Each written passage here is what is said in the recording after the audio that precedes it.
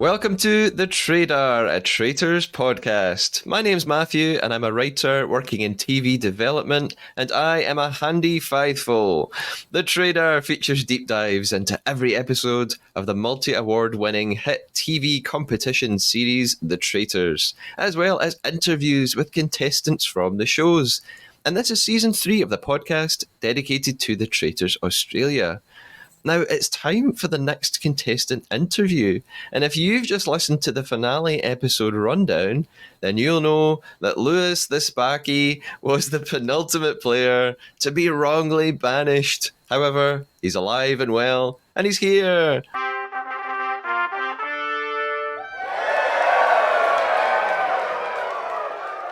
Lewis, how you going? G'day. Thanks for having me. Thanks. I'm going to apologise already for my Australian accent attempts. It's my thing that I try and do. Now, Lewis, you made it so far, and then you were turned on at the last minute. Are you still on speaking terms with your fellow contestants? Define speaking. Are they dead to you? Yeah, I mean, look, it hurt. It did hurt to begin with, but at the end of the day, it's just a game. And look, I got outplayed. So, we still talk from time to time, which is good. That's good to hear. Now, before we go any further and I ask you all my questions, I'm going to introduce you to our game, which is called the Traitor. So our secret mission for the rest of the episode is to try to betray one another by telling an undetected lie. You can tell me something about the show, about yourself, or anything else, big or small, that is a complete fabrication. For example, you could tell me that Craig actually voted for Kate, then changed his mind at the last minute. Yeah, However, your lie can't be a fake opinion, though, like saying you think Craig had weird handwriting. Because that's too difficult to guess if you just pretended to think something. So we're looking for fake facts, not fake opinions. Does the game make sense, Lewis? Yeah, I like it. Excellent. So our game begins now. First of all, then, more important than anything, please tell me about your animals. We saw you simultaneously feed a dog and a chicken. I need to know more. Yeah, I mean, look, we got a fair few animals at my place. You know, always grew up with animals and stuff like that. So, yeah, we got like cats, chickens, fish, birds, everything. And they all get along. Like, I don't know what it is about the grains that we give the chooks, but the dog just loves it more than they do. Yeah, it does. I mean, it's good footage, good content, yeah. Excellent. I have chickens and cats as well, and yeah, the cats try and eat like the chicken feed sometimes. I think they don't actually like it. They just want to eat everything that could potentially be food. Bang. And your dog was behind you when we started speaking. I think she might have gone. Has she disappeared? Nah, she's just laying. Oh, she's hiding. Yeah, she's tapping out. She's had a big day of sleeping, so she's got to go have a nap. Now, how did you come to be involved in the show, Lewis? Because some people I've spoken to have said they were approached, some people applied online, Marielle saw an advert on Instagram, and that's how she got involved. So how did it work for you? Yeah, it's pretty wild. Like, I didn't realise, but yeah, I think there was quite a considerable amount of people that actually got approached to be on the show, but I actually was in hospital. I got my wisdom teeth removed, and the missus was supposed to pick me up, but she went to the wrong hospital. So I was sort of sitting there in the waiting room watching like reruns of MASH on the TV. And then this ad came on saying, do you want to be part of a new game? And I applied thinking that it was going to be like, do you guys have Ready, Steady, Cook over there? Yeah. Yeah, I thought it was just going to be something like that, like just one episode and done. But yeah, mate, I got a call back and then did a little bit of a phone interview, and then, it just bloody spiraled. And, I'd never take it back. It was bloody awesome. Excellent. And did you want to be a faithful rather than a traitor? I think I was going back and forth, and like after, in hindsight, it's like, oh, there's no way I would have been able to be a traitor. No way. Like I would have liked the thought that I'd be able to pass it off, but I just think, I just speak before I even think most of the time. So I probably would have outed myself episode one. You would have done an Angus.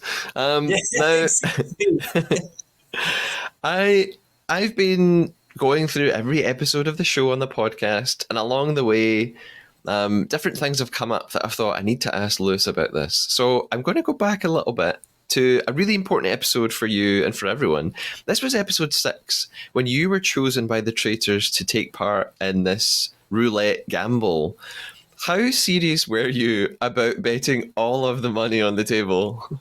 I was 100% serious. If anyone knows me, it's like, you're there to gamble, so you may as well gamble, you know? Like, you don't go gambling to just play it safe. I wanted to just put the whole thing on.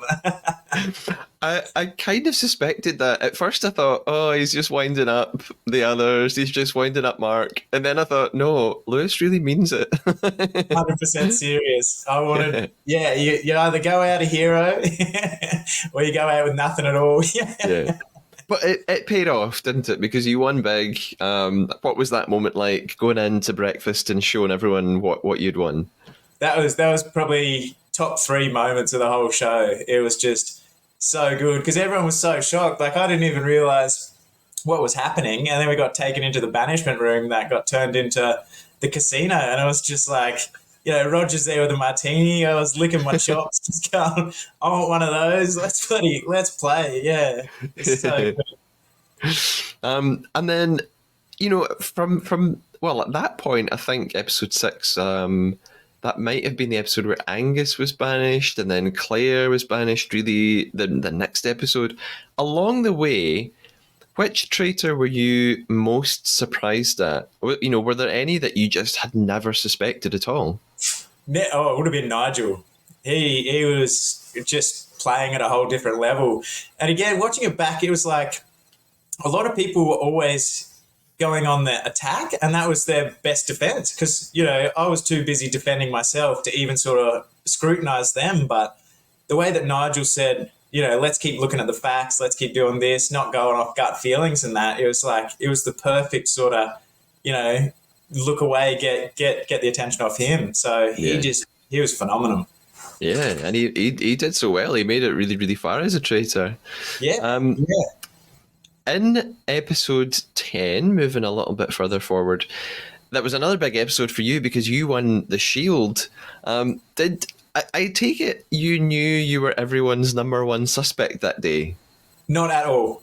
Not at all. I had no idea. I didn't even know that they knew my name at that point. It was just, because again, watching it back, it's all these people had these alliances and talk to this and don't tell this person that. And I was just happy to be included. I was just like a little puppy going, oh, friends. Yeah, you're all friends. I had no idea that they were going to get rid of me, eh? Okay. It seems like, when you won the Shield that day and you were all leaving, on TV, it looked like nobody was really celebrating because they were all quite annoyed. I mean, were you aware of that, or did you notice that when you watched it on TV? Oh, no, they made it very clear that they were upset that I won the Shield. No one even high-fived me or anything. Everyone was, so gutted. In the first and second Shield challenges, people still, congratulated Nigel and Kate, but I didn't get any. I was like, Alex even said to me, don't you feel guilty winning? And it was like, well, no, because I won. That's what we're here for. And it really sort of robbed a bit of the happiness from me. But I didn't let it sink in too much anyway. Good. And do you think that was your favourite challenge, or was there another one that was really good fun? Is there one that stands out for you? There were some pretty good ones, but that was definitely my favourite. Yeah. I just love puzzles. Yeah. And what was really nice was in the finale challenge when you had to abseil down the waterfall, you were really nice with Alex. You seemed like you were so encouraging. Were you also scared, or were you just putting on a brave face for her, or did you feel okay about it all? I was super confident and super cocky because I mean, in the back of my mind, if anything went wrong, I was going to get more than 250,000 anyway. But when it actually came time to sort of step back over that sort of breach, like I actually sort of just crouched down and they all just sort of lowered me. Like I didn't even really walk because I was terrified. Yeah. Yeah. Yeah, that's a good idea. You could just like loosen the ropes a little bit and accidentally fall. Oh, I've hurt myself. You need to pay me. That's right. That was a lot. That was in the back of my mind for a lot of challenges. So, like, I was always trying to go first, just to sort of make myself a bit of a player. Like, I was first in the skirmish, first on the bridge, first in one or two others. But I mean, due to the magic of editing, like a few of those got taken out. But Yeah. I mean, yeah, that abseiling one was gnarly. Yeah. In fact, a lot of the missions and challenges on the Australian show is something that I've talked about throughout the podcast. They're quite epic compared to some of like the UK and the US ones. I think you guys had some really cool challenges on a big scale. Did anyone ever get hurt? Claire got pretty. Yeah, I mean, she got smacked in the neck a few times in the paintball, and then the very next challenge on the bridge, when she went through the trapdoor, she actually hit the back of her head. So, like, I mean, but she's a trooper because she wants to be on like Australian Survivor and stuff like that. So she just sort of ate it up. But see, like, for lack of a better word, the most frail sort of person on the whole show, just getting wasted. But she just kept getting up, so it was pretty cool. Oh, poor Claire. Well, at least she kept going. That's good. Yeah. So, building up towards the big finale episode, there's a moment in the hotel before you go into the your final banishment room, and we see you tell Craig that you're sure Alex is a traitor, and it's really tough to watch as a viewer because we know how close you are, but Craig doesn't seem to want to go along with it. First of all, did you really think Alex was a traitor, or were you just trying to, take heat off yourself? Now, honestly, at that point, I was sort of getting pretty close with Kate, and I was like, if it had gone with Kate and myself, I would 100% shared it with her because I believed that she was faithful at that point, and it was sort of just. No, you can't pick Craig to be a traitor. So I sort of believed the only one left was Alex, and yeah, it just seemed like because I thought I was flying under the radar, but she was flying well under the radar. It just seemed perfect, and I went into that final banishment with 100% certainty that I was going to vote for her. But the way that her and Kate just flipped it around, like I can't believe I wrote Craig's name. Like what a goose! But yeah, so. Nah, they played well. They played really well. Is there some comfort then in knowing, well, even if you had gone with Alex and she'd been voted out, it wouldn't have mattered anyway because Kate was a traitor? Like, does that kind of feel I try and better? tell myself that. I do. Yeah. I really do, yeah, because it's there was definitely some sleepless nights sort of replaying it over and over in my mind. Yeah. I wonder how you feel about a couple of other people I've spoken to have said they maybe thought it was a little bit unfair when Alex was recruited as a traitor. You guys were told there's been a new recruitment, but that didn't happen when Kate was recruited. Do you think that was unfair, or do you think that made it more difficult for you guys? It's a contentious subject, isn't it? Yeah, no, I hate it. I think like. I mean, you got to tell yourself the show's called The Traitors, not The Faithful, so it's always going to be in their favour. But yeah, it was like a bit of a slap in the face. But then if they did tell us that there was a recruitment, out of the death row with Craig, Paul, and Kate, like it'd sort of be pretty obvious that it was Kate at that point. But yeah, it's bloody sneaky, eh? They just changed the rules on us at the last moment. Yeah, it feels a little bit unfair. I suppose, though, something that I guess maybe I've not asked anyone this. Did you really know how many traitors there were anyway? They never told us, no. Yeah. No. They So never did. there could have been 5 from the beginning, and maybe that wouldn't have mattered anyway, or Well, that's right. They said, I think they said initially between 3 to 5. And so, I mean, you can read between the lines and say 4. But even when Chloe left, they didn't reveal if she was a faithful or a traitor. So we didn't know if we'd lost one there or not. So, it was, yeah, we were completely in the dark. yeah. In that final episode, there's also a moment after you spoke to Craig and suggested Alex could be a traitor, where you were sort of eavesdropping on Craig and Kate and Alex. And Craig, he's telling Alex, like, I would never write your name down. Did that? How did that then make you go into banishment thinking, oh right, this is probably a bit hopeless for me? I was cooked. Yeah, I knew at that exact moment, like, because we'd all done one-on-ones, but when I knew that they were in a group together, yeah, like, I just went back up to the room and sort of threw the towel in. But even the producers are saying, go in, give them your Braveheart speech, put it all on the line. You can still win it. And they hyped me up to believe that there was actually a chance. But nah, from that point on, it was just like, yeah, nah. Yeah. Send me home. Go on. But I think you did really well at the end. You spoke really, really articulately and honestly in the banishment.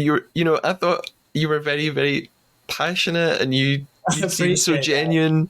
Yeah. And it was actually quite upsetting to watch because, it was so clear you were faithful, and it was so tough that you had 2 traitors in the room that were never going to do anything to help you. Have you had like nice comments? Have you had supportive feedback from people after the show? The main thing that I've heard with the feedback from that little speech is that I make too many pauses. I was really just trying to drive home the seriousness of the whole situation, but I do pause quite a bit in that conversation.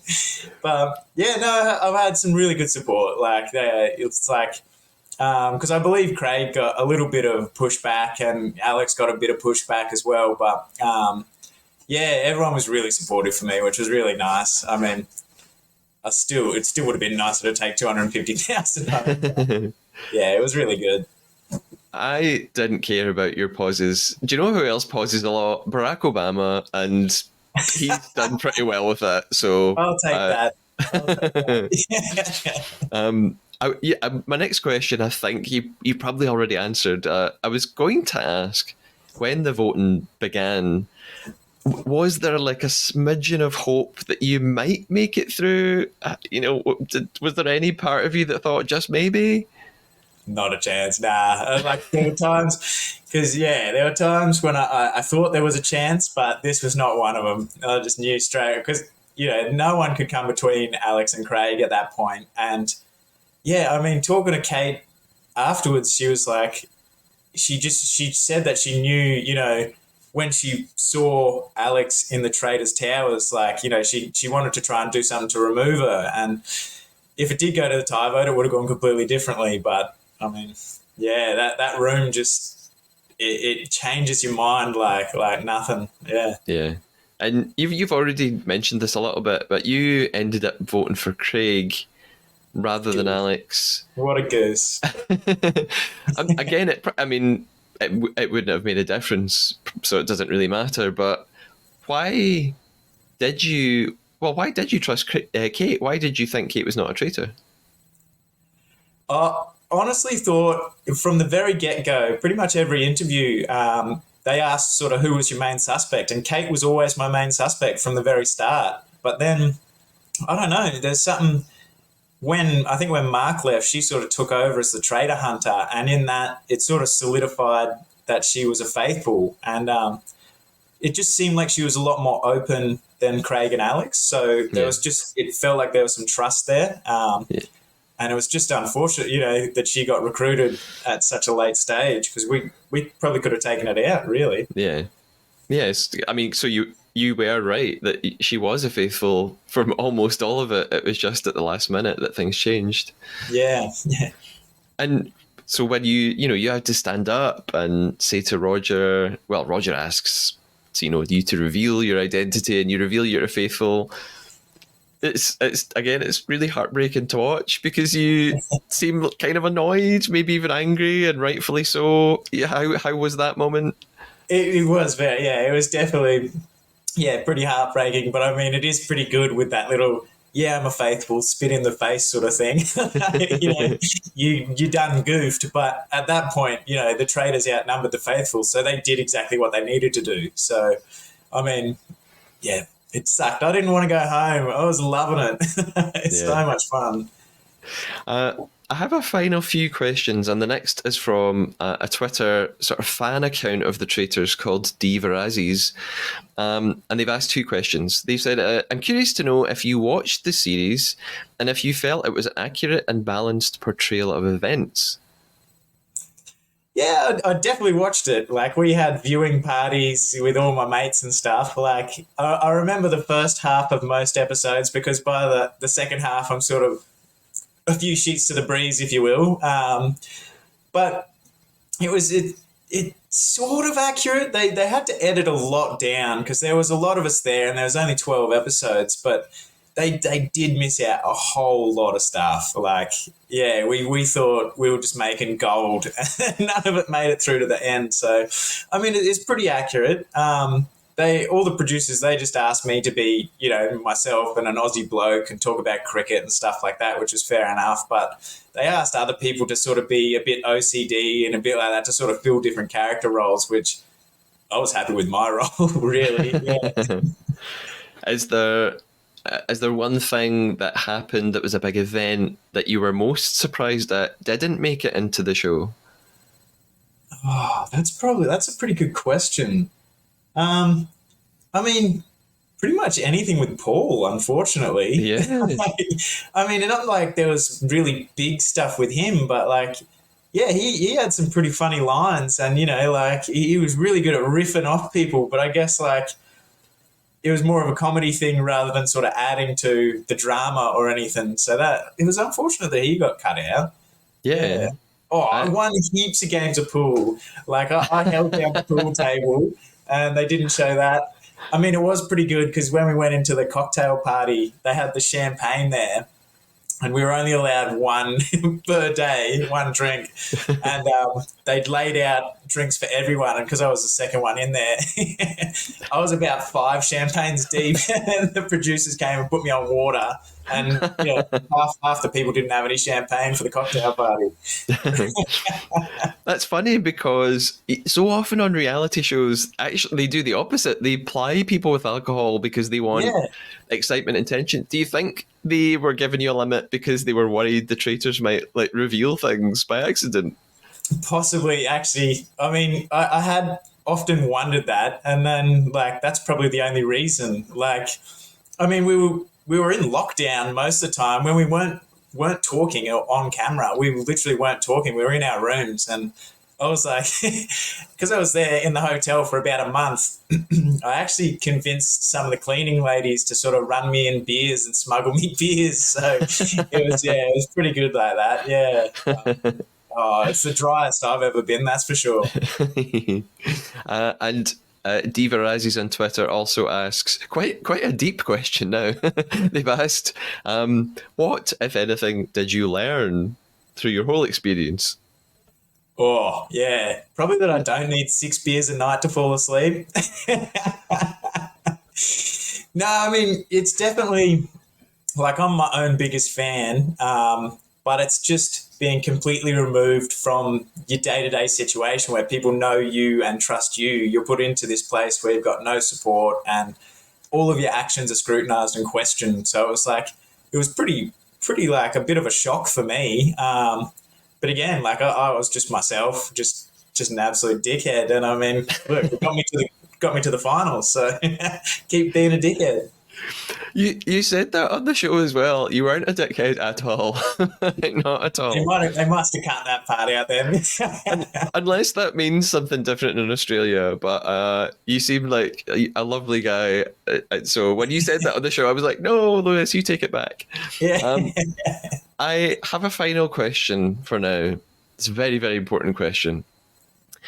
Where do you keep your red tracksuit and have you considered auctioning it off? They actually gave us 2 tracksuits. So the unfortunate thing is, in the abseiling challenge, I was saying before, I sort of got lowered down. I wasn't really walking, so I slid down, and that's all covered in moss and dirt and that. So that was getting washed when we finished. But my second tracksuit is like just in my cupboard with my Traitors badge still on it. I've worn it down to the pub a few times, and no one said anything. They just sort of look at me a bit strange, but yeah, I'm not going with that. I'm getting buried in that suit. Yeah, I love that your friends are just looking at you going, "Oh, that's just Lewis. he's got Here we he's go got his again. traitor suit on again." Now, Lewis, we've been playing a game, and we're not quite finished with our game yet. We're about to get to the end, but before we do, where can we find you online? Is there anything that you want us to check out? You can check out my socials. I mean, I don't post a great deal. The most I ever posted was through the Traitors, but I mean, I'm trying and keep active. Always love fellow puzzle supporters. But yeah, if you want to add us on Instagram, it's just Lush Lou, all one word, LUSHLEW. Yeah, that's my name. Yeah. And now that the Traitors Australia is going to be shown in the UK on BBC from, I think it's the 9th of July, 8th of July, 9th of July. Maybe you might have a whole slew of new fans coming to follow you online. I'm sure that's going to happen. Yeah, I was trying to fuel up my car the other day, and I had someone come up and ask for an autograph, which was like, that was pretty good. Yeah. Oh, excellent! Now we have been playing the Traitor.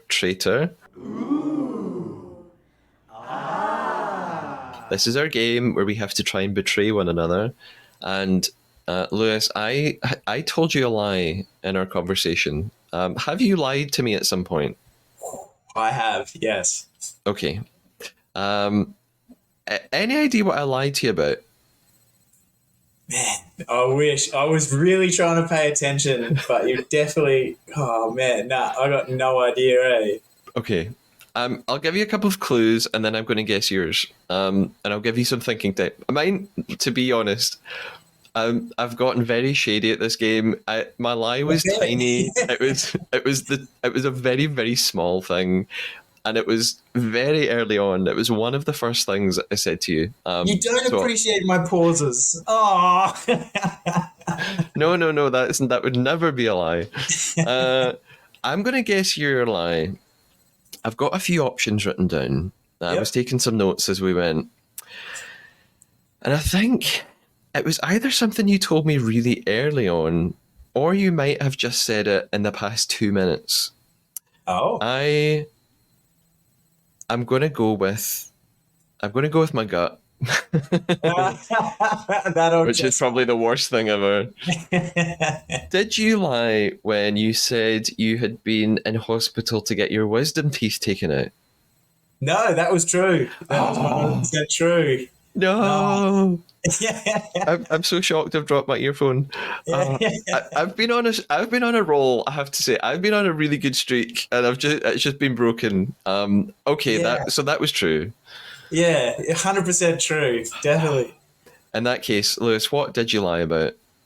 I lied about being asked for an autograph. No one's ever recognized me. I haven't been recognized once. Yeah. That was my second option. I wrote No down way. autograph. Oh, Snuck it in. Yeah. you fooled me. You got me. I thought, wisdom teeth, what? No, that's Yeah. not real. But I got no idea what you would have lied about. Oh, man. Yeah. Okay, I might just have to reveal it to you then. Yep. My again, it was very small, right? I lied. I asked you about how you came to be involved in the show, and I said, "Oh, some people were approached, some people applied online." And then I Yeah. told this lie. I said Marielle saw an ad on Instagram, and that's how she applied. And it's the smallest lie ever because That's she good. she saw an ad on Facebook, not Instagram. So, Sneaky. yeah, Damn, a 'cause tiny I detail. was sort of cluing into that. I was like, I know how a few people got on, so I was like listening for that, but I didn't know how Marielle got on. Damn. There you go. Lewis, it's been absolutely brilliant to talk to you today. Thank you so much. I hope that's been enjoyable. Yeah, bloody yeah. Thanks for having me. Excellent. I will put your links to your Instagram on the episode notes, and I will talk to you soon. Take care. Bye bye. Cheers. See ya. Hello, faithful Trader listeners. What a gent, what a treat. Lewis was just absolutely delightful, and I'm so happy I got to speak to him. I hope you enjoyed listening too, and I'm guessing you'll want to hear the next 3 interviews as well. Up next will be my chat with recruited traitor Kate, who was just as wonderful to talk to. We had a really meaty discussion about her experience on the show, and it truly is a deep dive interview. As well as that, I realised that I've had a recent influx of listeners from Australia and fans from all over who've just discovered the Traitors Australia. If you hadn't known about the podcast before recently, this is the 3rd season, and I already have 2 other seasons. That's 26 episodes covering the Traitors UK and the Traitors US. So if you've seen either of those, then you might want to jump back and relive it all, or you might just want to watch for the first time and listen along to the podcast episodes, which also feature a whole bunch of interviews with US and UK stars of those shows. If you want even more info on the podcast and the Traitors, you can keep up to date with me on Instagram at the Trader Podcast or Twitter at the Trader Pod, or you can email me at thetraderpodcast@gmail.com. Until the next interview special, stay faithful.